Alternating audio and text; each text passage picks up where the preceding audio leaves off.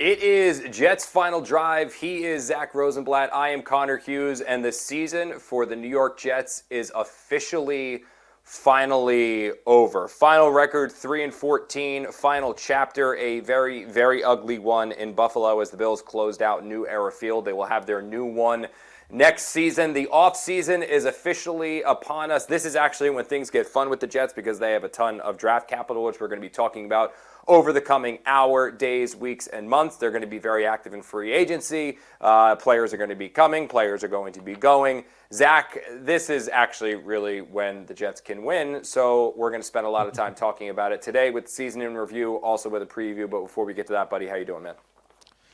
I'm good. I'm feeling the weight of the season now. I'm not, I like as tired as I've been in a while, and I think it's just from the season finally ending. We left the facility yesterday for the last time. You and I were trying to figure out. I think the next time we'll be there is for the draft. So it's a long time. It's been a weird, stupid season with a lot of losing, a lot of terrible football that we had to watch. But I'm ready for the real Super Bowl, which it's that way for Jets fans. It's that way for Jets media. The offseason is where we thrive, and so we are here. We say this every single episode. We appreciate anywhere you guys are watching us from, whether that is X, whether that is Facebook, whether that was organically at sny.tv. But the best place to be is on YouTube, and that is because we have a live comment section running throughout the duration of this show. We figure there's going to be a ton of questions that you guys have as the offseason begins for the Jets. You can ask them there. Executive producer Jeff Goldman is monitoring that. He's going to be in my ear with things that you guys want to know, things you guys are curious about, comments you have throughout the course of this show, and we will take them throughout the duration of it. So make sure you guys watch us over there on SNY's YouTube channel because that is absolutely the place to be. Zack, as we get ready to begin this one, we're going to start this show the way that we start every single show, and it is with our first segment. It is What We Learned, presented by Monmouth University. Monmouth University, the greatest university in all of the land. Zack, I'll let you go first. What did you learn from this final Jets game, or just the Jets season in a whole? I mean, I'll just repeat kind of what I just said a little bit. What I learned is that I am ready for the offseason because this season has been over since Halloween, and the team gave up on the season a long time ago. The games didn't matter. The way they played in those games matters a little bit, and it was pretty embarrassing. But I'm excited to get into the rumor mill. I'm excited for defensive coordinator search. I'm excited for quarterback search and the draft and free agency. This should be an exciting one. Whereas last year they didn't really do anything all that exciting outside of hire a new coach. I think we're going to have a little more excitement this year, and I am looking forward to that, especially now that we have this pod going. I'm maybe get some emergency pods when they make some big signings or something. And I think that's what I learned is that this season was dumb, and I'm ready to move on from it. Especially if you go on Twitter, it's a lot of Jets fans just murdering each other right now. Like everybody hates everybody, and I think we all just need a little breath, and we all need to move on from 2025, accept that this is the coaching staff, and move forward because it is getting really, really ugly on there in these Twitter streets. Yes, and what we learned hopefully will be something that can ease some of that tension out there in the Twitter world. What I learned from this Jets season is that this Jets offseason, they are going to be aggressive. I genuinely do believe that. They're going to, as Darren Muji said when we saw him at the day after Baggy Day press conference that he and Aaron Glenn had, they are going to exhaust all means in order to find this team their next quarterback. In all likelihood, that's going to be coming in the draft, but I also expect them to either acquire one via trade or via free agency. I know free agency isn't exactly the most robust this year in terms of loaded with elite level talent, but I do think the Jets are going to be very, very aggressive there. This isn't like the last couple of years with Robert Saleh and Joe Douglas. Woody Johnson has given Glenn and Muji a significant budget for them to go and improve this team. And if the one thing that we've learned about Woody Johnson throughout the duration of him owning this team, and it's something that Jet fans can hang their hat on, he's not okay with losing. He hasn't always done the right things to make them win. But when the Jets lose, when they are kicked when they're down, when they have been embarrassed, he takes that personally. It pisses him off, and he wants it to change. So this offseason, I genuinely do believe, and in some cases do know, that the Jets are going to do everything that they can in order to significantly improve this roster through free agency, the draft, and realistic trade opportunities when they appear and are reasonable to go after there and try to get. This is not going to be budget or penny pinching. This isn't going to be something where they're playing passive in the draft. They are going to try to improve this team because Woody Johnson wants them to be better, and Muji and Aaron Glenn both know that they should get better. And the reason why they know they should get better, Zach, and we'll recap this season now pretty quickly here. It was a disaster. I mean, the stats, I think, and they're written here on the rundown. They're amazing. I mean, I'm going to read them off, and then you just tell me which one surprises you the most. The Jets are the first team in NFL history without an interception in a season. They have the fewest takeaways in a season all time with just 4. They didn't have a single receiver with over 400 yards. In fact, Garrett Wilson led the team with 395 yards, playing in just 8 games and having no catches since week 6. The Jets trailed by double digits for 53.1% of their offensive plays this season. That's the highest percentage of any team this century. They're the first team in NFL history to lose 5 straight games by 23 or more points, and it has now been 15 consecutive seasons without them making the playoffs. That is the longest drought in American sports. Pretty wild, huh, there, buddy? I don't know which one of those is my favorite. I think the trailing for more than 50% of their plays or whatever that stat was, I think that one just because it's a newer one that I've seen. Like, we've been tracking the takeaways and the interceptions and the blowouts and the playoff streak and Garrett Wilson leading the team in receiving with 390 yards. But that one is a new one. That just like evidence of what we saw with our own eyes, and it's funny just seeing that stat because like trailing for that much, like I don't know if maybe like on the surface it doesn't sound like a big number because it's only a little over 50%, but that is a lot. That's a lot of plays to be trailing by whatever it said, double digits or whatever. So, I mean, that was as bad of like when you hear people like Rich Cimini and Brian Costello who have covered this team for a long time, especially Rich. Like Rich is like seriously in the media room, like debating with himself whether that was the worst team he's ever watched. And he has people being like, yeah, but what about like the coat tie teams? He's like, the 1-15 team wasn't that bad. Like they were pretty competitive. And he said you have to go back to like 76 and 75 to like really like do a comparison. The 76 is the Joe Namath's last year, and Lou Holtz resigns in the middle of the season. Like that's a level of bad that you're trying to compare this to. And I know everyone wants to bring up they gave up on the season or whatever, but they started 0-7 also. Like that's yes, yeah. It's not like it only happened at the end of the season. They gave up on the season after the trade deadline, but also like, yeah, they gave up on the season, but you're still playing guys who are supposed to be starting caliber NFL players. Like that's the thing that's been overblown a little bit. Like you have Jamie Chiro, Quincy Williams, Jermaine Johnson, Will McDonald, Brandon Stevens, Azaria Thomas, Malachi Moore. Like these are guys that are going to be playing next year. A lot of them here. So, that's where that falls flat a little bit. The Brady Cook part of it, you could totally point to, be like, yeah, we can't judge the offense because of Brady Cook, sure, but like that's the worst football season I've covered. I've covered some bad ones, not that bad. I covered the Giants in 2021 when Joe Judge went on his long rant and when he when he needed the ball on third down in his own territory to get to a punt. Like that was pretty funny stuff, but that wasn't as bad as this still. So it's something that this is going to be one of those seasons where we're going to go forward and, we, as Jets writers, we'll like talk about things or we'll like reflect on things or we'll do trivia questions with each other. And we're going to forget like large swaths of this season, specific games, specific moments outside of the crazy ones, players. Like this is going to be one of those seasons that we kind of just like, man, he was on that team that year. That's crazy. Yeah. I think the worst one for me was the last year with Adam Gase. That season with him was the worst, where they went 2-14. But the weird thing about that team is that it lacked talent, but they still had Sam Darnold. I mean, Frank Gore wasn't good, but I mean they had NFL players. I think the thing with the Jets this year was that it felt at times like they just didn't even have NFL players. I mean, it was that bad. And when you look at this one, the one that stands out to me, man, is like they didn't have an interception this season. Yeah, like bad. the ball. Like, the ball bounces around all the time in the league. Like, Quinnen Williams had an interception in, like, his second or third game with the Cowboys or whatever it was. I mean, like, it's literally never happened in NFL history that a team has not had an interception. Not had a single interception when you have the defensive-minded coach. You had a veteran defensive coordinator. And I get it. Like, and I understand the coping that I think fans had to deal with a little bit when like you mentioned, like, oh, it's we weren't trying to win, we weren't trying to win. Connor Rogers was the first one, who said it like on a rant, and I was like, yeah, it's a great point. I mean, they started the season 0-7. That's why they ended up trading Quinnen and Sauce Gardner. That's why it went to, okay, let's start Brady Cook the final month or so of the regular season. It's because they started the season 0-7.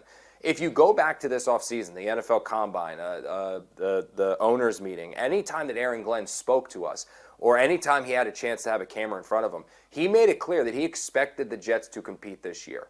These vacancies, head coach and general manager, were considered appealing a year ago on the coaching circuit. Mike Vrabel having a legitimate interest in this organization and probably taking this job if the Patriots vacancy didn't open, because of the fact that it was considered to be a roster that was close. Yes, they needed a quarterback. Yes, they needed tweaking, but there was so much here that you liked and enjoyed because you liked the job that Joe Douglas had done and Robert Saleh had done in developing, that the next guy was going to have a lesser challenge and a shorter mountain to climb.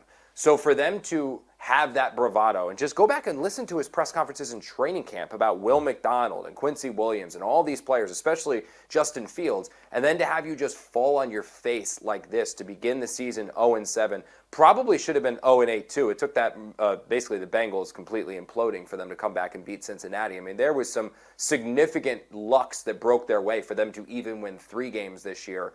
It's Aaron Glenn said that he learned a lot. Aaron Glenn shouldered a lot of the blame, and he said that he wants to be better and he thinks he can be better. But Zack, it was an ugly one. And continuing with the ugly, what was that? Sorry, bud.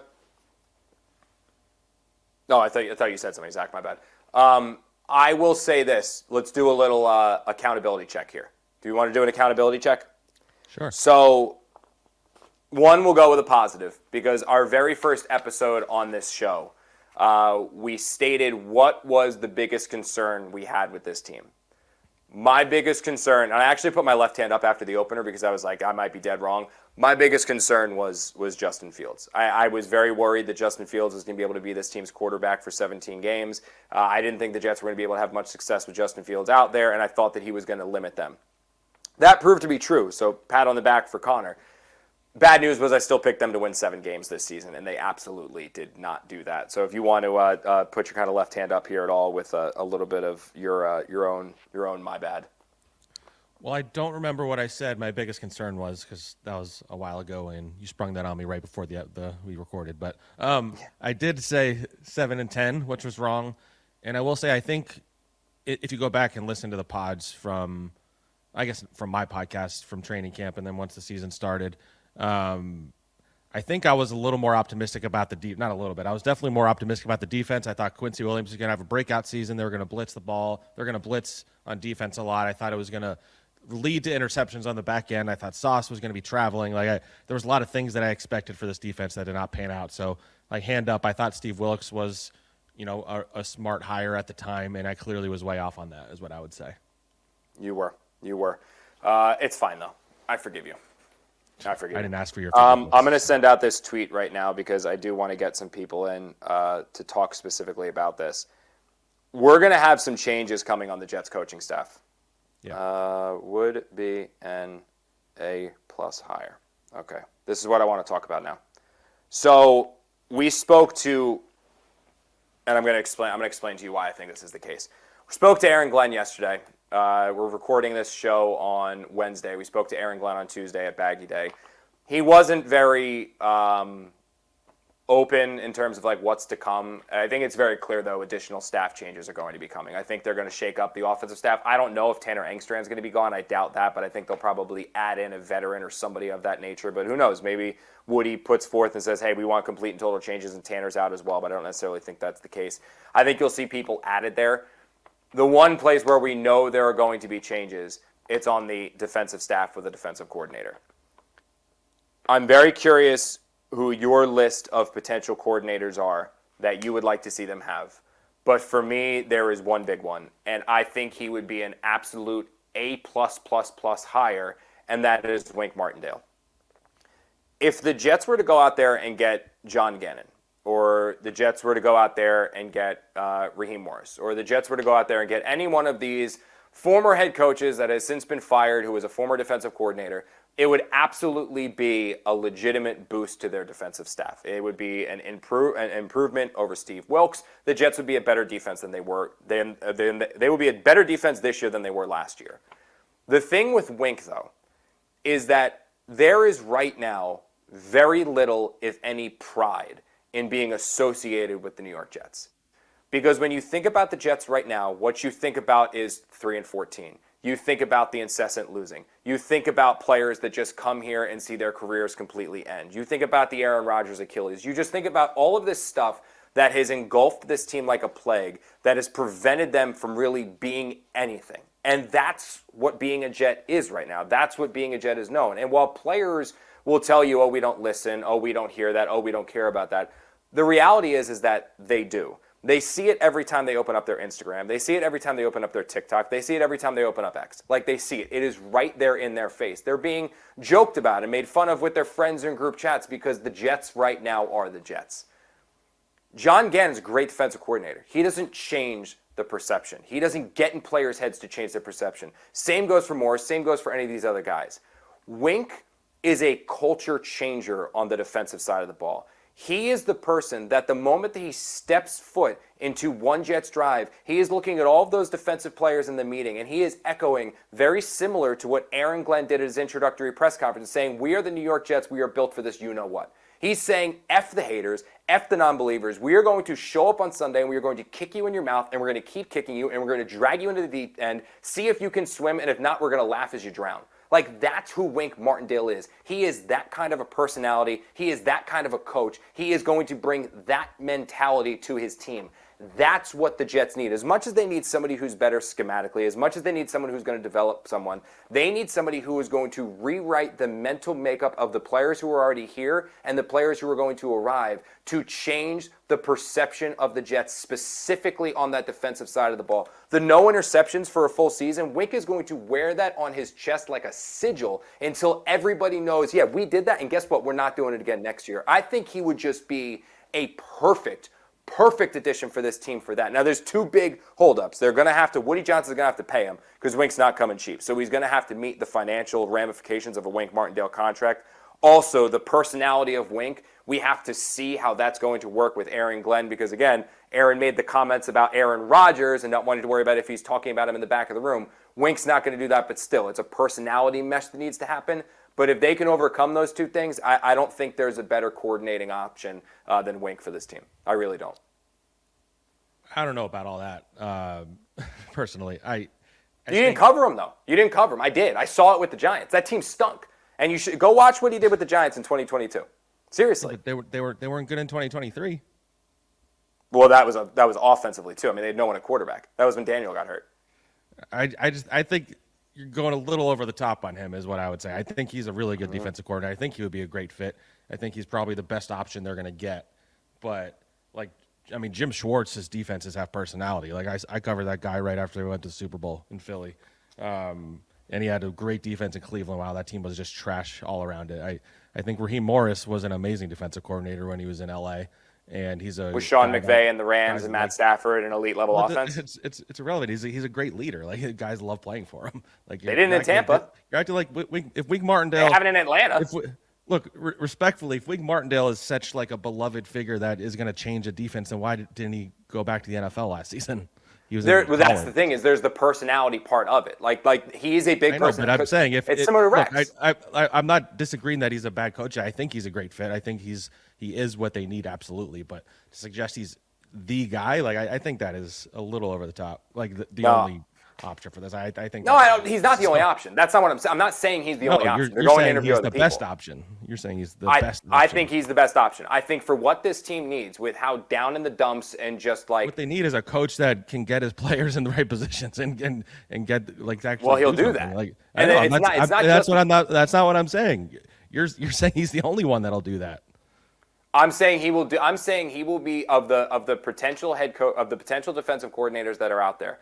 I don't think that there is a better option than Wink Martindale to not only put the Jets in the schematic advantage. We can argue. If you want to argue John Gannon is a better schematic coach than Wink Martindale, fine. If you want to argue Raheem, fine. If you want to argue Schwartz, whatever. I put Schwartz in a similar category as Wink, but I don't think he's going to come here without. Yeah, well, I think realistically he's the best candidate that would come here is how I would phrase it.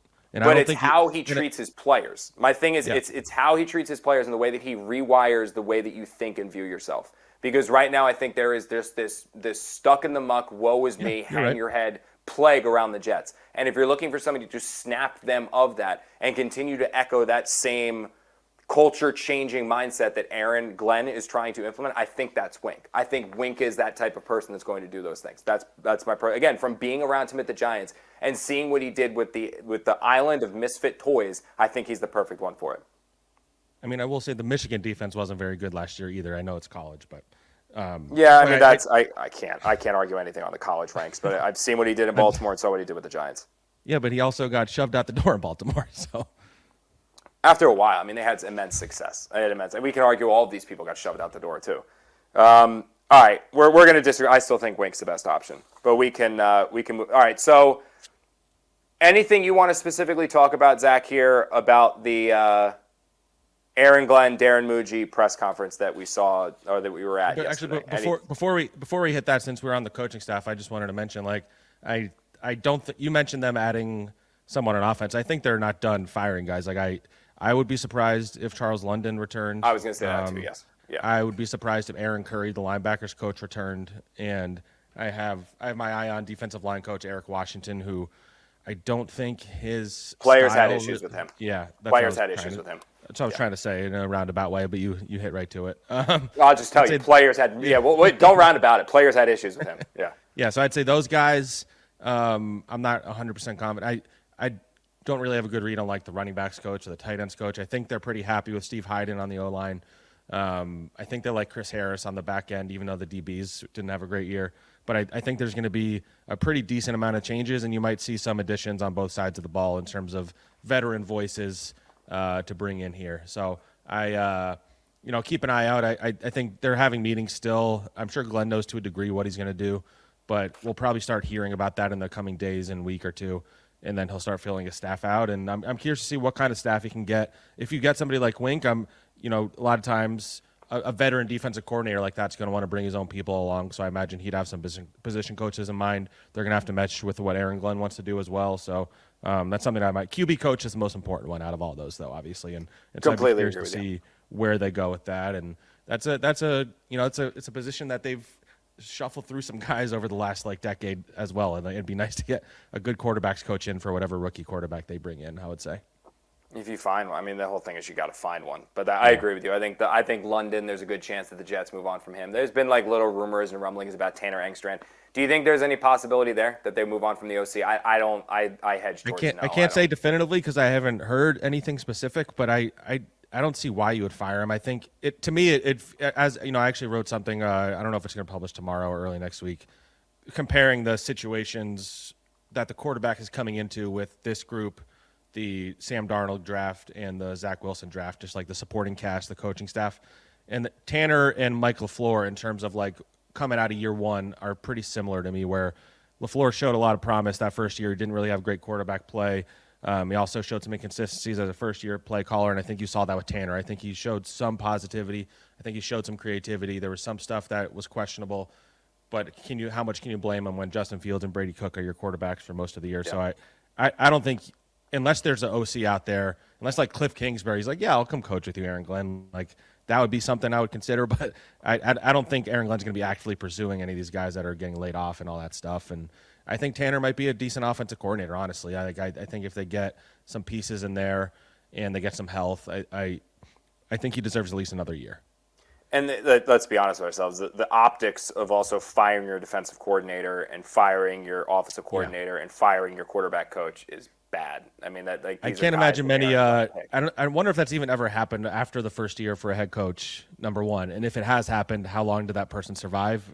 I can't imagine they did. So, yeah, that would be a really bad luck for a first-year coach to get rid of his coordinators after 1 year. You've seen, the Eagles got rid of both coordinators 1 year, but they had already been to the Super Bowl when they did that. So, you can't. It's hard to get away with that, I would say. It came close with Brian Dable. That was the closest I would think it came with Brian Dable after year two when Wink left, when he and Brian Dable had the big headbutting. Yeah, and Kafka was trying to leave, close. Right?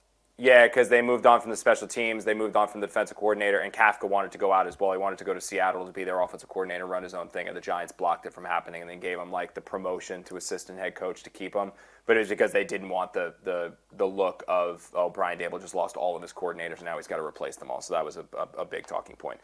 All right, let's move around. Let's do a little around the league talk before we get into some NFL draft and then free agent priorities and all that fun stuff here, Zach. Head coach openings as things currently stand right now.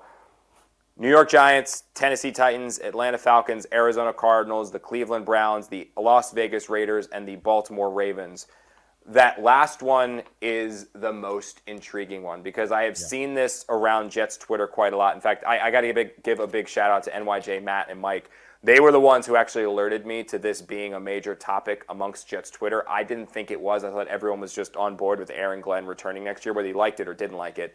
I didn't realize that when the Ravens let John Harbaugh go, there was a major contingency within Jets Twitter that was like, oh, this means we're just going to fire Aaron Glenn and go get John Harbaugh. Like, that was actually the thought process. A couple things on this.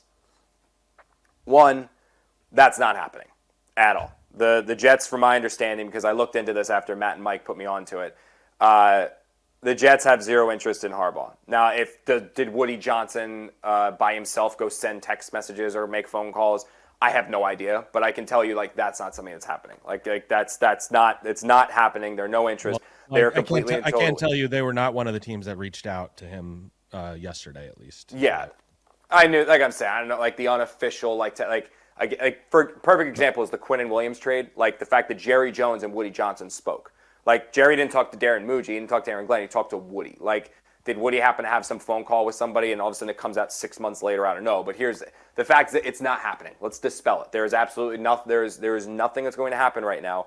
John Harbaugh is not going to the New York Jets. The New York Jets are not interested in John Harbaugh. They're not doing what the Miami Dolphins are doing right now with flirting with Harbaugh, where they still have Mike McDaniel under contract. Not happening. They are fully and totally committed, I'm told, to Aaron Glenn and Darren Muji going to 2026, and they were very excited about this offseason.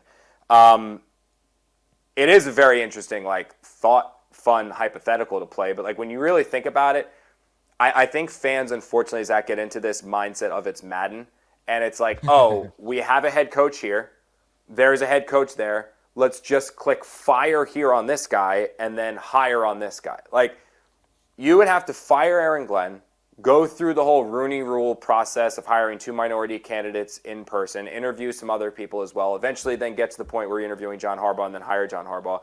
Oh, by the way, there are 100 other things that could happen from other teams that could prevent you from ever getting John Harbaugh in the first place. Like, what if the Jets even have a handshake agreement they're getting Harbaugh, and then the Giants or Falcons come in and say, hey, we'll give you $10 million more a year than they're giving you to come and sign us? Like, that could happen. It completely changes everything. What was the question? Sorry. I'm just talking about, like, it's silly to, like, think about how it's not just plug and play. Yeah. Harbaugh, sorry, yeah. Way to pay attention. Hey, you do it on the other end too. So, Often.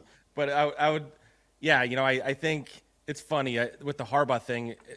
The phrasing like this happens a lot with these big names, even quarterbacks and things like that. To be like, oh, the Jets should just hire. The Jets should just go get Joe Burrow. The Jets should just hire John Harbaugh.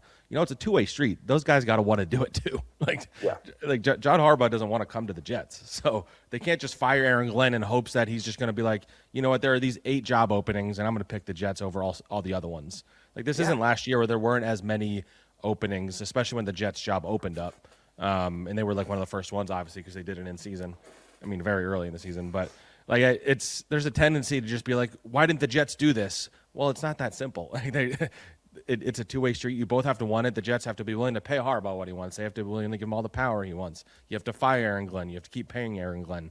Like, there's a lot of steps before you get there, and they're competing with other teams that are more appealing anyway. Like, the Vrabel situation, you can flip out about a little bit because, let's say not even last offseason. Like, if you look at coming out of the 2023 season, when they probably should have fired Saleh if they were going to. Like, we can argue whether he deserved more time or whatever, but I don't think he did. But I think if you were going to fire him in week 5, you should have fired him before the season when Vrabel was available and didn't get a job. The Patriots job wasn't open. Like, so that was the time to go and get a Vrabel. Whereas now you're coming off year 1 of a coach that you say you believe in, and so yeah, you stick with him.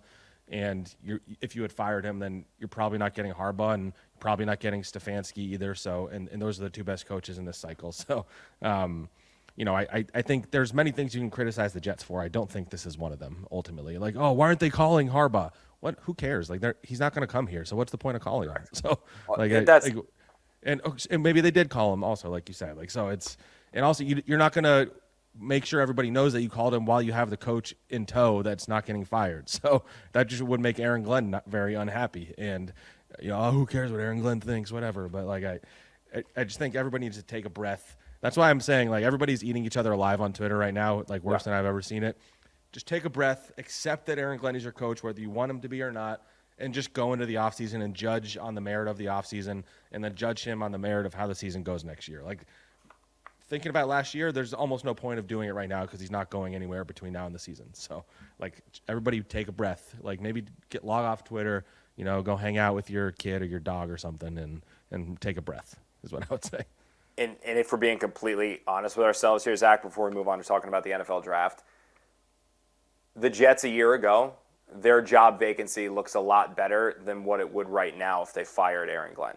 Well, maybe not because of the draft capital and cap space, but I hear you. But the work that has to come, plus now you're talking about an owner that just fired a coach after 1 year. That's fair. There's definitely going to be there's pros and there's cons. I'd say it's probably more appealing for like a GM, I would say, and Muji wouldn't be going anywhere, I don't think, in that scenario. I would say the Jets vacancy was among the most appealing a year ago. I would think it was kind of up there as one of the 2 or 3. I think it would be one of the least appealing jobs right now, even incorporating that draft class. I really don't think it would be. Speaking of that draft class, though, is what we're going to talk about now. Fortunately for the Jets, their picks for the most part are finalized, at least the beginning ones. They will have the 2nd overall pick in the draft, the 16th overall pick in the draft, and the 33rd overall pick in the draft, with the first pick in the 2nd round to begin the 2026 NFL draft.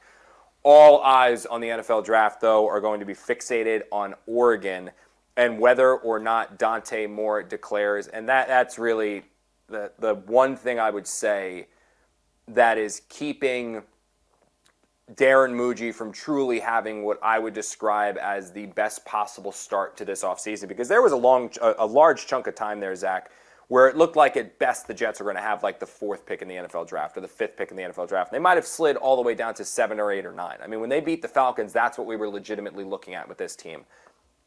That meant that if they wanted to select Fernando Mendoza or they wanted to select Moore, they needed a team to be picking 1 or 2 that did not need a quarterback so they could trade up and get them. And all of those assets that they worked so hard to accumulate from trading Sauce Gardner and trading Quinnen Williams, they would have to give up a chunk of them to go up there and get it. Well, by them totally and completely bottoming out the final month of this season, they are now in a spot where if Dante Moore declares, they can draft their quarterback organically at number 2.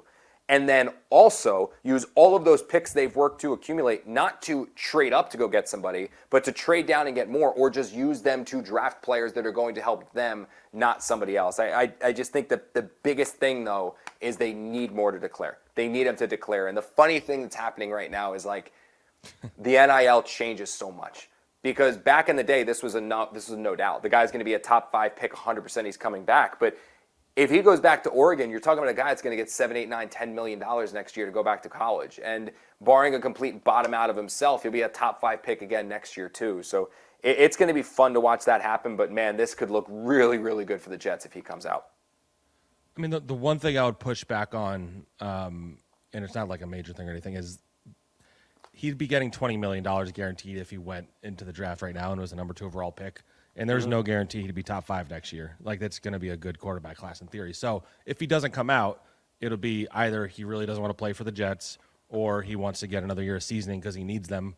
He needs that because his experience level, the amount of games he's played, I forget what it is. I think it's under 20 starts in his career.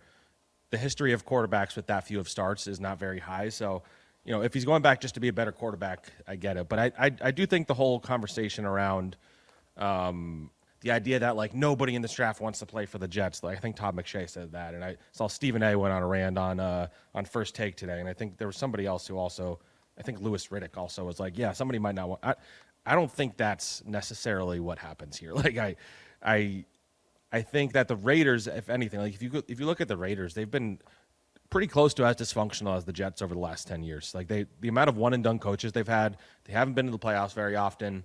When they haven't won in the playoffs. Like, it's not like that's a great situation. You don't even know who their coach is right now. You don't know who's running things there. Like, Tom Brady, is it Spytek, is it Mark Davis? Like, so I think the idea that this like wide swath of players is going to refuse to go into the draft because they don't want to play for the Jets, I think is really overblown. But I could also see, like, if a guy's in the draft, he might in his head be like, I don't really want to play for the Jets. So. Like, I could see that, but I don't see anyone refusing to play for this team. I think that's ridiculous. And if Dante Moore doesn't come out, he's risking losing some money, frankly. Like, I think the most anyone has in NIL right now, I think, is like $6 million. I would guess Phil Knight for Oregon would give probably up to $10 million just I to thought get Arch Dante had way Moore to more come than back. that. I thought Arch had What? like 10 or 11. I thought Arch Manning had like 10 or 11 I million. mean, he per might year. have like sponsorships on the side or something, but the NIL itself, like the most yeah, I see what you're quarterbacks talking about. Yeah, I see what have you're up to saying. is like $6 million. But you can get sponsorships in the NFL. So I don't know. I think it would be financially, it wouldn't be the smartest decision for him, but like football wise, it might be because he needs more seasoning. So but it is crazy to think that like all of the Jets' hopes right now are banking on a quarterback declaring. And then, there's no guarantee that quarterback is also going to be great when he gets to the NFL either, by the way. So they're banking a lot on this kid. But like, this is what it is. When you're a bad team, when you bottom out, you need a rookie quarterback. You need him to pan out. They need him to be Jaden Daniels and hope that he's not Zach Wilson. So Yes. Here's my thing, and I'm glad you brought up like the Todd McShay argument, because I saw this. I actually tweeted about it during the game. I was like, you're going to start hearing this. Like, you're going to hear people like advising Dante Moore go back to school to avoid the Jets, advising Dante Moore don't go play for the Jets, that Dante Moore doesn't want to play. You're going to see it. You're going to hear it. It's already happening. Like, you've already seen it from McShay said it. You're just going to continue to hear it over and over and over again leading into the draft. It's not rooted in facts. I've covered enough of these Jets quarterback searches in the draft now that you kind of follow the same rhythm. I remember hearing this with Sam Darnold and hearing it with Trevor Lawrence, and I'm like, you'd rather go play for the Jaguars than the Jets? Like, until the Jaguars just got Liam Cohen, look at the crap storm they put Trevor Lawrence through. Like, the first 3 weeks Urban of this Meyer. season, we were talking about Trevor Lawrence, Urban Meyer. Yeah, before Trevor Lawrence, like, the first 3 weeks of this season, we were talking about Trevor Lawrence not even being a good quarterback anymore. Now he's got the Jaguars as like a 13-win team or whatever the hell they finished. So, like, my thing with it is that when you actually look at the Jets, this is not like when it was they drafted Sam Darnold. It is not like when they drafted Zach Wilson, where they got their hopeful, perceived franchise quarterback who's a rookie, and now they needed to find everything else. They don't have everything. They're a 3-win football team for a reason. They still need probably 12 starters and several difference makers. But you're telling me you're going to disincentivize or advise Dante Moore not go to a situation where he's lining up behind an offensive line that is Olu Fashanu, Elijah Vera Tucker or John Simpson, Frank Myers, Joe Tippmann, and Armand Membu. Then he's going to take that snap and hand it off to either Breece Hall or Braylon Allen or Isaiah Davis. And then he's going to drop back to pass and throw to either Garrett Wilson over there, Mason Taylor over the middle. You know this team's going to be aggressive in free agency to sign a receiver, so that free agent target is going to get $20 million over there, or potentially Carnell Tate, who they can draft with the Colts pick, or another first-round receiver. And then, oh, by the way, A.D. Mitchell and John Mechie are your wide receiver 4 and 5. Like, that seems like a pretty good situation for a rookie quarterback. And absolutely, there are concerns here with Aaron Glenn. Absolutely, there are concerns here with Tanner Engstrand. But that's not what Sam Darnold was throwing to. Sam Darnold was throwing to Deontay Burnett and Jermaine Kearse and Robbie Anderson. Zach Wilson had Corey Davis and Elijah Moore. Like these guys, they didn't have anything.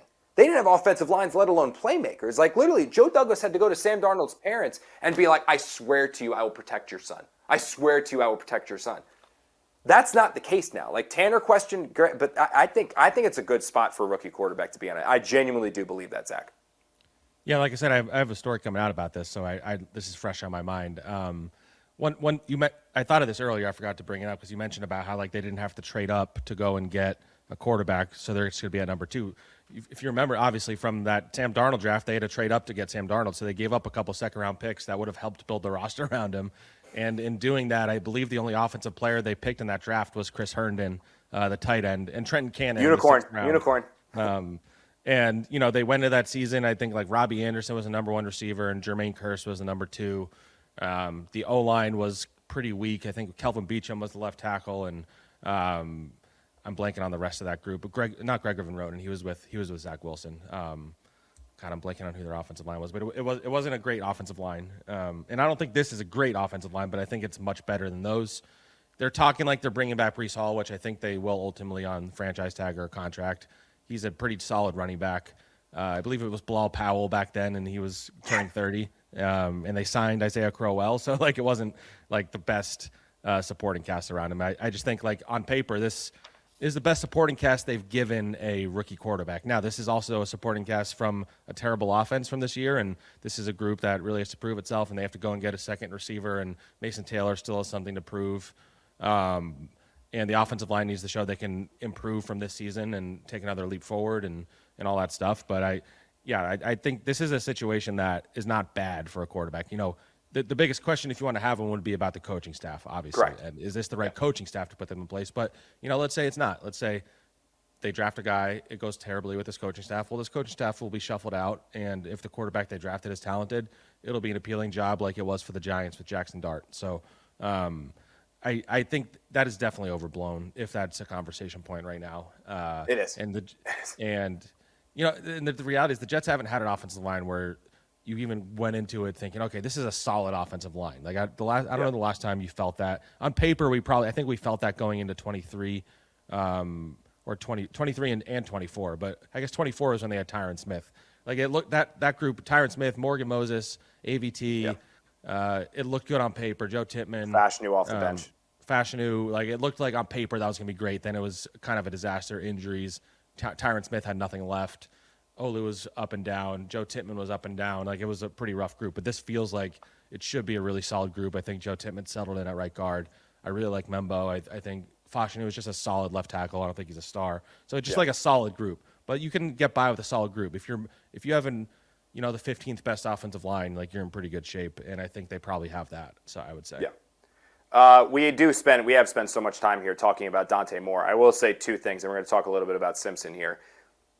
I do believe there is a world where Dante Moore goes number 1 overall to the Raiders, and if you're a Jet fan that is still hoping and clinging and crossing your fingers that like maybe Fernando Mendoza can happen, having covered Brian Dable for a while, I do believe that Dante Moore fits what he wants more than maybe what Mendoza is because he's a bit more athletic, he can move around a lot more.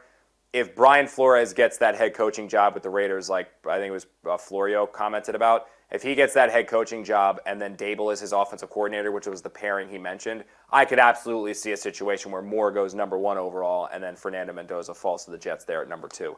Unfortunately for the Jets, there is also that world where Oregon gets knocked out of the college football playoffs in the semifinals. They do not advance to the championship. Moore goes back. Fernando Mendoza goes number 1 overall the Raiders, and the Jets are sitting there at number 2 having no idea what to do with the only other legitimate first-round quarterback being Ty Simpson, who did declare for the NFL draft from Alabama this morning.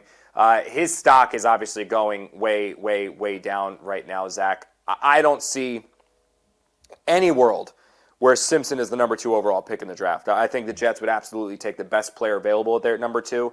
My question to you is there a possibility that he could be the pick at 16, or did what you've seen specifically from that game that he played where he got benched actually in the college football playoffs, did you see from that game like he's a second-round pick, a third-round pick, you're not even thinking about him there even with the second first-round pick the Jets have? No, I'd think about him with the second first. My biggest concern, and it's even worse than with Dante Moore because Dante Moore's played more than Ty Simpson. He has 15 career college starts, and Dane Brugler, great Dane Brugler tweeted this. QBs with 15 or fewer college starts who went first round over the last decade. Anthony Richardson, Mitchell Trubisky, Dwayne Haskins.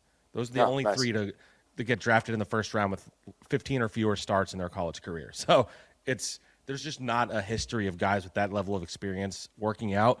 Now, all 3 of them were thrown in as starters immediately. If the Jets are drafting Ty Simpson, he cannot be your starter in week 1. Ideally, he's not even really your starter in year 1. Or if he is, it's like later in the season. Like, you need to have a good veteran, whether it's a Malik Willis and you take a flyer on him, or you, take a swing on somebody bigger name or something like that, or Marcus Mariota, like just an okay guy who can just hold down the fort, like good enough that where you're not going to be calling for the rookie too early. Like that's the only way I'm okay with Ty Simpson, because I think he did show some flashes throughout his season where he was really impressive and he clearly has the tools.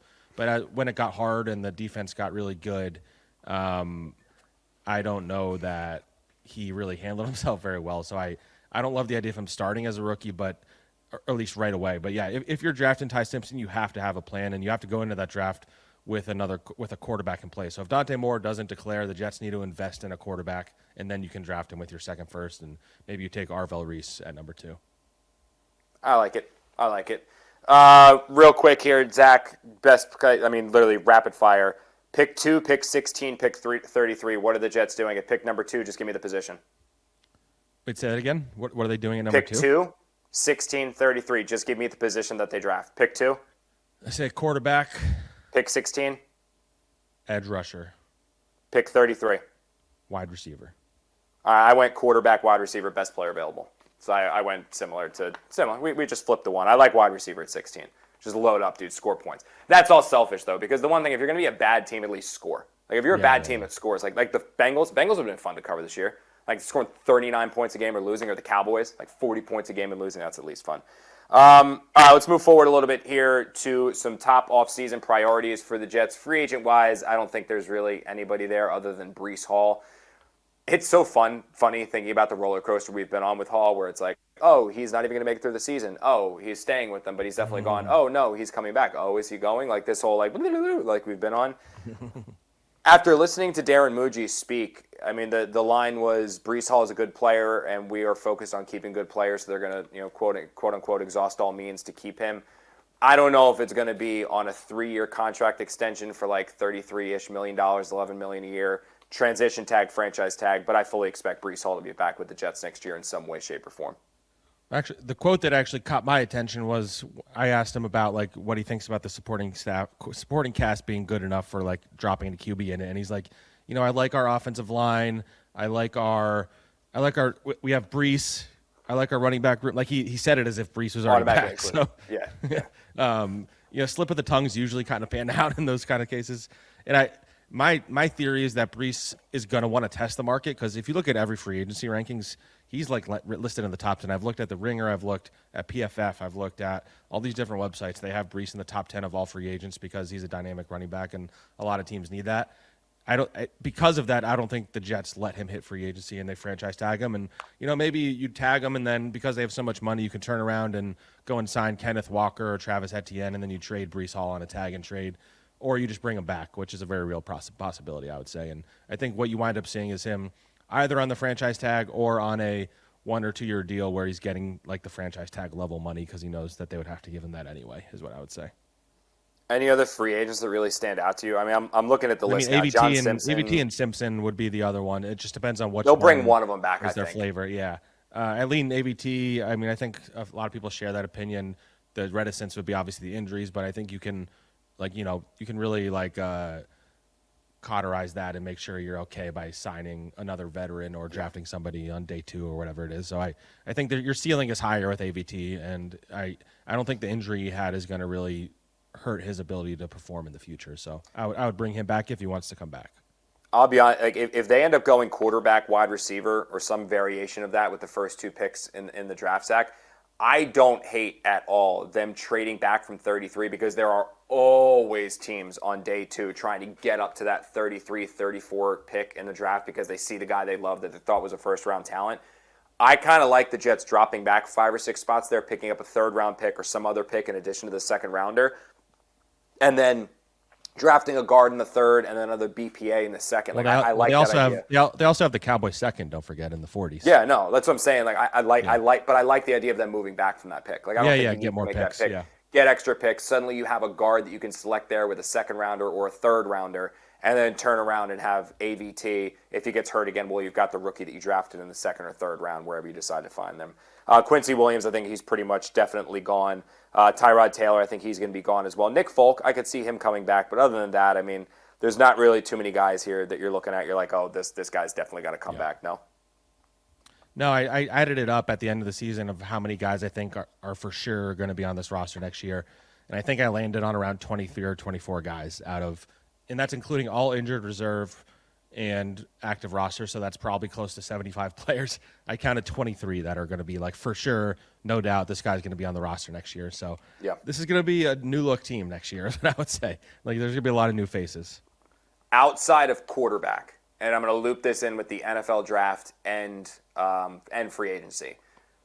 What are your 3 main positions, in your opinion, that the Jets need to fix this offseason? That's they absolutely need to fix these 3 positions. Priority. We're saying no quarterback. And these are their top 3 priorities. Top priorities, yeah. I personally say edge rusher number 1. Really? Okay. Because I think a big reason why they weren't even getting turnovers on the back end is they were getting no pressure up front. Like, this is one of the worst pass rushes in the NFL. And I think Jermaine and Will McDonald pretty clearly are going to be better off. Aaron Whitecotton did a rotation with all those guys. Nobody really played a lot. Everybody played about the same amount. They need to get back to that because Jermaine Jermaine and Will took a major step back, and if you can get a dynamic pass rusher, I mean, I would sign one in free agency, sign like a pass rush specialist, and then draft somebody who's like can do a little Hassan bit of Reddick, both. maybe him. I think he's on an expiring Yeah, contract. he's I think he loved his time here too. I would say number one that I say number two wide receiver, number two wide receiver. I think for all the obvious reasons that we've discussed ad nauseum on here, and number three I'd say safety because that safety group is really rough, and if you want to get playmakers on the back end, they're really lacking them right now, and I wouldn't be surprised if the positions they spend money on in free agency are safety and wide receiver because those are two spots that you can find pretty good guys for the right price. And safeties, I don't think go for like a crazy amount of money unless you're really signing the top guy. And receivers, like if you're waiting into like the Alec Pierce, Derwan Jennings, Waters, it's probably around like 18 to 22 million a year, which sounds like a lot, but you want to get the best weapons you can. And I'd still draft a receiver in that scenario too. Mine's wide receiver, defensive line, and corner. Like I know people don't hate Brandon Stevens and they like some of the guys. I view this group right now very similarly to how I viewed the secondary. Actually, Jeff Ulbrich talked about this. Do you remember we did like the happy hour when the Jets coached the Senior Bowl? Actually, you weren't on the beat yet, were you? I wasn't there so yet. the Jets did a happy hour for the media down at the. It was just like the coaches, and because the Jets coached the Senior Bowl, so all their offensive assistants and defensive assistants and head coaches and all were there. And you just kind of got together, and there was like hors d'oeuvres, and you got a chance to talk to the staff and all that stuff, and it was fun.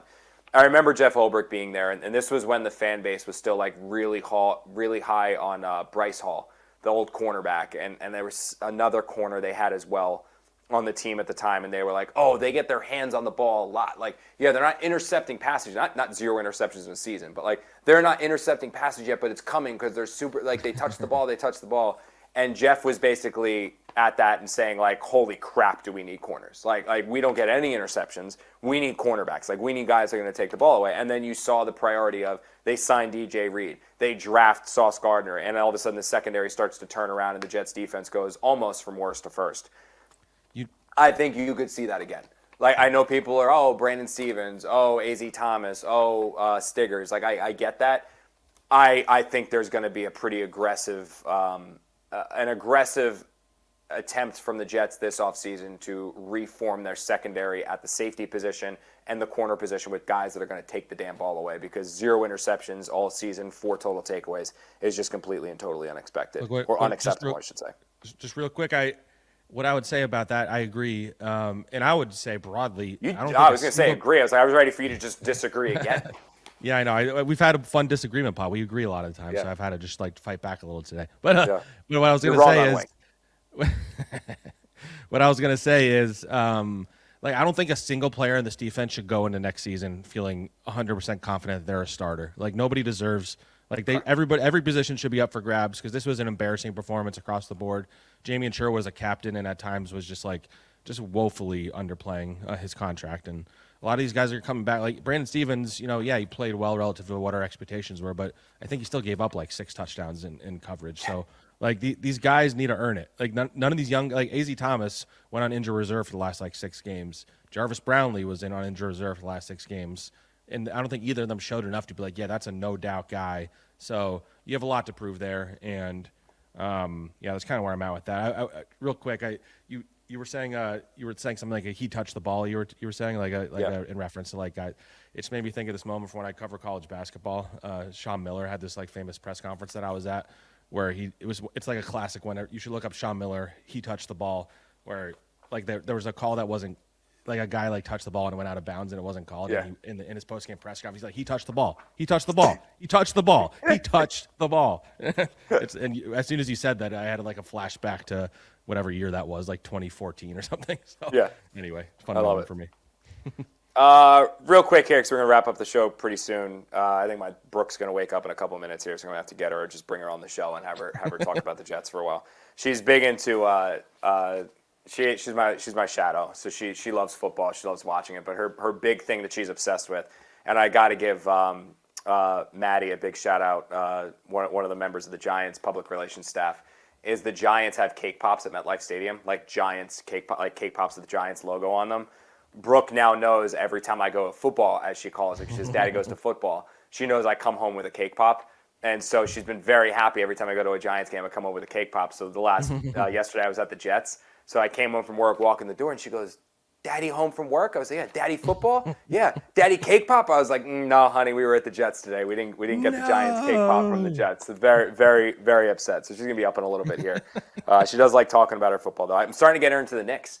We were watching the that Knicks Pistons game the other day, trying to get her into that. I'm actually, my buddy and I are trying to take her. The Knicks play the Sixers in Philly, right around the corner from me. So I think we're gonna end up going to that. I'm trying to get tickets. The problem is all you damn New Yorkers are coming down here into Philly and driving the price up. You can go to a Sixers game for like $80 a ticket, but now the Knicks are in town and it's like $250, $300 a pop. So if anybody has hookups to the Knicks, it's even worse Sixers at Madison game, let me know. Square Garden. I was trying to see a Sixers game at Madison Square Oh, Garden. don't even try. The cheapest No. tickets were like $250 in the nosebleeds. Dude, I would love more than anything to take my daughter to a game at MSG. Like, zero chance I can afford. Like, that is those tickets. Like, for a reasonable ticket is like $350, $400. Unless you guys subscribe to our podcast, then we can afford it. Yeah. Subscribe, and gets exactly. But no, like that's what I'm saying. Anyway, hookups to the Wells Fargo Center. I think it's Xfinity Live right now. That's what I'm looking. I'm trying to take my daughter to see the Knicks play the Sixers, and I saw the price. It's like, ooh, that's probably not happening. Especially now, because it's like when it's just your ticket. Like back in the day, I would just buy myself a ticket. It's one. Having to buy two now, and she's also over 2 years old, so I can't even just throw her on my lap. All right, real quick here, Zach. Let's talk some positivity. I like Sam Candle. Definitely is the one who put this one on the list. This isn't from Jeff.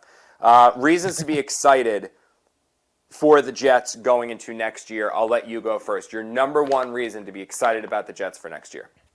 I mean, I would say the unknown of these draft picks and the unknown of the $90 million cap space. Like I think that's why Jets fans love the offseason so much, because you can craft in your head, okay, we have $90 million, so we can sign the top safety, the top edge, we can sign the top receiver, and we can also get a good quarterback in here. Maybe we also sign a linebacker. Like, we can get all these things because we have all this cap space, and then we also have all these draft picks to look forward to, and all these possible, so-and-so wants to get traded from, Max Crosby wants to leave the Raiders. We have all the assets to do it. Let's go. Like, that's like the possibilities are endless. Like, I always used to joke with my brother when we were growing up, and he was a diehard Eagles fan.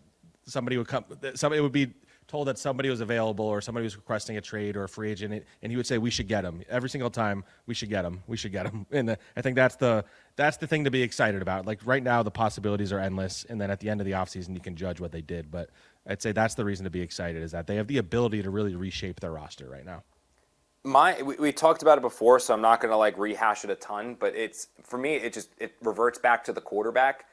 And I genuinely do believe that aside from Mark Sanchez, like I would actually compare it to Mark Sanchez a little bit, where like you took Mark Sanchez and you put him into a situation where the offensive line was good, you had the running game, and then you added Santonio Holmes to go with Braylon Edwards when you added him. Like, you built the receiving core around him. The Jets kind of have a similar situation where there is the nucleus of offensive talent where it's a better situation than I think any quarterback needy team picking within the top 10 could potentially make an argument like, oh, our situation's better. Like, it's not. Like, the Jets' offensive situation is better than the Cardinals, and it's better than the Browns, and it's better than the Raiders. Like, it's a good spot to put a rookie quarterback into. And for me, I think that's something to hang your hat on, is that you're not getting a quarterback and then saying, oh, crap, now we need everything else. You kind of have on offense a lot of what you need, and what you don't already have, they're easy to find. Like, you can find a wide receiver 2. You can find a wide receiver 3. You already have the wide receiver 1. Those things you can plug and play. You just need the quarterback. When before it was, well, you need the quarterback and everything else. So I think that's a reason to be pretty pumped for it. What about this one, Zach? What player do you think will make the biggest improvement from last year to next year? Which one for you? If you want to think about it, I have one. Mine's a crappy cop-out, but I have one. I'll say Mason Taylor. I'll use him. I think he showed flashes. There was inconsistent quarterback play. I'm very curious to see how he looks with a better quarterback running the offense. So I'll say Mason Taylor. I'm saying that every year. I've been saying that with every year. Like Garrett Wilson is somewhere listening to this show because he's a diehard Jets Final Drive listener. Just going like, for sure. Been there, done that. He's like the meme, the James Franco meme with the noose around his neck, going first time. First time. Just need a quarterback. Yeah, my quarterback will help me, right? First time. Mine, by the way, speaking of Garrett Wilson, mine's Garrett Wilson. It's a cop-out, but it's Garrett Wilson. I think Garrett Wilson will have a very big year next year. I think he's motivated. He's angry. I saw he's tweeting up a storm at Stephen A. Smith right now saying That show's gone in the tanker. So Garrett Wilson endearing himself to fans at the moment. I think Garrett Wilson's going to have a big year next year. He'll be back. He'll be back to a 100-catch guy for 1,300 yards. My thing with Garrett, and I'm very curious to see this, he's a very good player. He can be a great player. Is he like that next tier? You know, like, is he top 5 receiver or is he top 10 receiver? That's what I want to see from Garrett. He's shown flashes of top 5, hasn't consistently shown top 5, in large part because of the quarterbacks that have been around him. Thought he had a chance to do it with Aaron Rodgers, didn't necessarily. I want to see is Garrett top 5 or top 10. No, he's top 10, so maybe we'll get that answer next year depending on what the quarterback situation is. I don't necessarily know if we'll see it with a rookie, but I think we could if the Jets go the rookie plus veteran route or if they go the Giants route, like they had 2 veterans and a rookie. Playoffs start this weekend, Zach. Are you excited? We both can sit back and watch them. I am excited about that. Are you going to go to Jordan's next week? Are you going to try to go to Jordan's house to watch the playoffs? This weekend I'm going to be in Arizona, actually, so I'm taking the weekend to go to nice weather, hang out with some Samantha friends. let you watch the playoffs, or are you going to be totally out? Well, we'll see. I'm going to try. We'll see. There's a couple games in particular that I want to watch. But there's a couple of these games. Like I think who are the Jaguars playing? They're playing here's the matchup. Jaguars Bills is like the most intriguing matchup to me. Yes. I think either team and Niners Eagles. Win. I think Niners Eagles too. That's So you have Rams at Panthers, Packers at Bears is going to be great. That's the A+ game. Is Packers at Bears. It's always a good one. Bills at the Jaguars, 49ers at the Eagles, Chargers at the Patriots, Texans at the Steelers. My wife's a diehard football fan, so like she's a little bit different than Samantha. Like Bree's a diehard football fan, so she'll be like. I was actually talking to her because she's from Philly, so she's a big Eagles fan. I was talking to her about Sunday, like maybe we'll have some friends over. Like we're going to Jordan's next week, so I was like, oh, maybe we'll have some friends over, like your sisters, my sisters, maybe like our neighbors will come over. And her literal response to me was, "For what game?" And I was like, "Well, have them come over Sunday. Like, because we're taking my mom out for a retirement dinner." On Saturday, so I was like Sunday we'll have him come over, and she goes, I'm watching the Eagles game. So if you want people over on Sunday, like you figure out the food, you figure out the drinks, or we'll cater, like get pizzas, we'll figure it out. I'm watching the game. Like I'm not walking around. I'm watching the game. And I'm telling you, dude, like my wife is locked the F in on these football games. Like she bleeds green. Like she's nuts with football. Like she knows her Jets and Giants now too, just because of what I do, but she knows her stuff. Like she's so locked in. It's actually pretty cool. So she'll be watching the Eagles. If I was power ranking the ones I want to watch, like Packers, Bears, definitely Bills, Jaguars. 'Cause I think the Jaguars win that game, and then 49ers, Eagles. All right, let's do quick picks. You want to do quick picks? Sure. Just for the games, and then we'll go big picks. On lines? No, just money line. Just who you think wins. It's playoff. I don't have the lines in front of me. We'll go quick picks on who you think's going to win, and then we'll do AFC prediction and Super Bowl prediction. Yeah, like who you think makes the Super Bowl and who wins the Super Bowl. So Rams versus Panthers. Who do you think wins? I say Rams. The Rams. Yeah. Yeah, I think it's gonna be a blowout. This is gonna be a bloodbath. Packers at Bears. Who do you think wins? I got Chicago. I think the Packers are pretty banged up. So I'm gonna say Chicago. I say Chicago too. Follow-up question, quick follow, as Mark Cannizzaro would say. Does Matt LaFleur get fired? Ooh, that's a good question. There seems to be a lot of noise around that. Mm-hmm. But like, I don't know who you getting that's better than him. That's always the question I ask. With Harbaugh. Or Stefanski. I guess I don't know if he's better. Stefanski, that would be the one. Stefanski would be. LaFleur to me is a better coach than Harbaugh or Stefanski, frankly. So I agree. Yeah, I don't know. I lean towards him not getting fired because that seems crazy to me. But I don't know. I never thought I'd see the day Harbaugh got fired either. So I guess it depends on how it goes. Like if it's a really bad loss, maybe. Yeah. LaFleur would be the one the Giants should if like we're talking about Harbaugh with the Giants right now. If for some reason Matt LaFleur shook free, it would be like the Toy Story meme where he I don't want to play with you anymore. That would be me with Harbaugh. I don't want to play with you anymore. Like go get LaFleur. I think that would be the one that would be like, heck yeah, go do that. Tough one. Bills Jaguars. Who do you think wins that one? I have Buffalo. There's a part of me that thinks this is the year they go on the run, but I also could absolutely see the Jaguars winning that game. So that's why I think that's the best game of the weekend because I just think those two teams, like the Jaguars, everybody's underestimating them as they have all season, mm-hmm. and the Bills are they have the best player in the playoffs. They have Josh Allen, so that's where I'm at. I take Jaguars because I think they have the better coach, the better offense, and the better defense. And I don't think Josh Allen is at a point yet where. Like when the Eagles and Chiefs played in their first Super Bowl battle, and it was like, yeah, the Eagles are the better team, but they have Patrick Mahomes. I don't think it's close enough. Like the Bills' defense is bad. Like that's a bad. Like their defense is not good, and the offense has been kind of out of sorts. And I don't think Sean McDermott's very good. That's also the game to watch because if the Bills lose that one, I could absolutely see Sean McDermott getting fired, and then that also opens up the does LaFleur go there, does Harbaugh go there, anything like that. So that's another one to keep an eye on. 49ers, Eagles.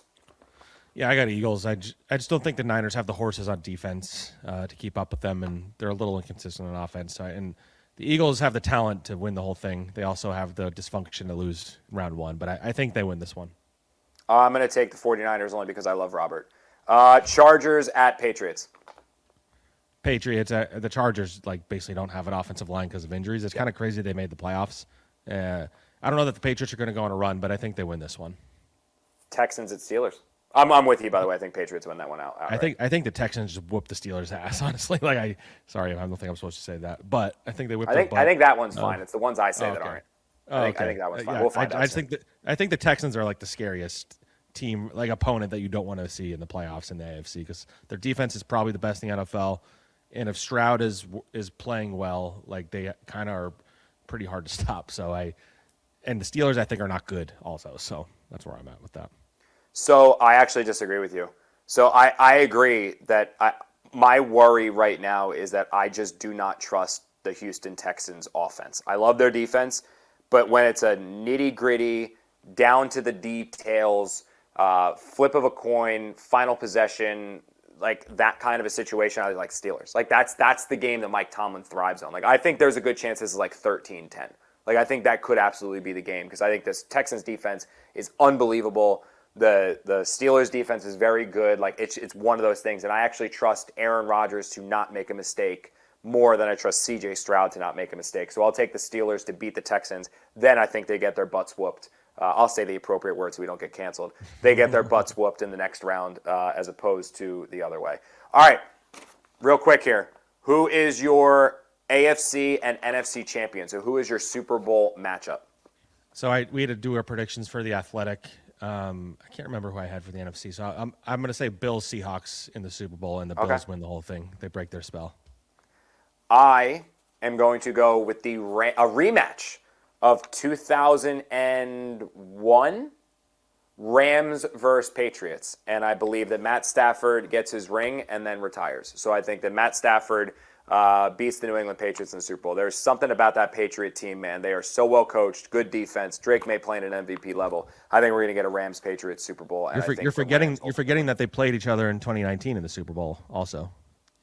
Oh, yeah. Well, no, actually, I'm glad I forgot that. It was a terrible one. It was 13-3. I'm very glad that I forgot all about that game. Yes, I am very, very glad that game was horrendous. Wasn't it? What was the final score?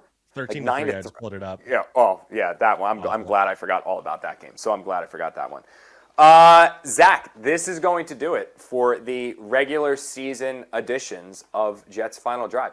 Dude, thank you so much for joining us throughout this season. It has been awesome, 110% having you as part of this show. Good news is, and this is a drum roll, blah, blah, blah, blah, blah, we are not going anywhere. We are going to be coming to you throughout this offseason. It's going to be a very, very important one for the New York Jets. They've got free agency where they're going to be active. They have the NFL draft where they're going to be active. They're going to be looking for a quarterback. Zach, the two of us, we're going to be at the NFL Combine. We're going to be at the owners' meetings. All throughout these different off-season events, we are going to be coming to you with Jets Final Drive episodes. So make sure that you stay tuned to SMY.TV, to Zach's Twitter account, X account, to my X account, to SMY on YouTube, to keep locked on Jets Final Drive because, yes, this show started last year as just a recap. It was brought back this year as just a recap, but because of how much you guys have loved the show, interacted with the show, and brought that viewership up, we're going to continue to come your way throughout the offseason. And, Zach, we're going to be pumped to have you along for the ride as the continual co-host. We're not swapping you out, even though I made a very strong effort to have that happen. You're always working to circumvent me, I would say, just in life. So, that's fair. But yeah, this has been a lot of fun. As we always say, it's terrible covering this team, but it's not terrible doing this job. I love what we do, and that's a bar. Podcast. That's a bar, dude. And this podcast has been something to look forward to, and sometimes trying to think of what we're going to frickin' talk about after these games has been hard, but we somehow find a way to talk for an hour, sometimes over, and Jeff Goldman gets mad at us for going too long. So it's been a lot of fun working with you guys, and I can't wait for what's to come. Well, it's amazing, dude. Is like I track our views, obviously, on across X and then our YouTube shows, and to see the views, which were over 500,000 for this show. I think we're closing on an actually 700,000 views for this season across X and YouTube. Like I said, for a team that won 3 games. What goes in my mind is like, imagine what would happen when this team gets good. And like, you guys that have watched us here on Jets Final Drive throughout last year when it was, we're figuring ourselves out, and now this year with Zack and going into the offseason and next year, you guys, the OGs, you guys are here when they stunk, and when they eventually turn this around, it's going to be an absolute blast, and hopefully you stay along for the ride. Good news is that if you do want more Jets content, even though the season's over, we do have more specifically off this game. I'm going to be back later this week with Janae Coakley with another episode of Jets Mailbag, taking your questions. If you have any questions, you can post them on X to me, Connor_J_Hughes, Janae, SMY Jets videos across X's platforms. We'll get your questions there. We will ask you them, and you'll find that video later on in the week. If you want more of Zack, you can find him on Flight Plan, part of the Badlands crew there with Joe Caporoso and Connor Rogers. So make sure you follow Zack there and also read him on The Athletic. Stay tuned, too, to SMY's YouTube channel just because there's going to be a ton of content there anyway. I know pitchers and catchers will eventually be reporting for the Mets and Yankees. We'll have content there. The putback with Ian Begley as the Knicks make their championship run. That's going to be there. You can recap all of Jets Final Drive episodes, all of Jets Mailbag episodes, and then Jets pre- and post-game live as well. So it'll be an absolute blast. Like I said, we're done with the season. We are not done with you guys, though, because we are going to be coming to you throughout this offseason at different points, and we hope to see you guys then as we react to everything that the Jets are going to do. You guys see Zack and I every single week. We thank you for interacting with us, but this show is not possible without our production staff. That's Brian Pincus, Sam Candle, Corey Palmer, and executive producer Jeff Goldman. Thank you guys so much for joining this season of Jets Final Drive, and we'll see you guys this offseason with more access to Gang Green.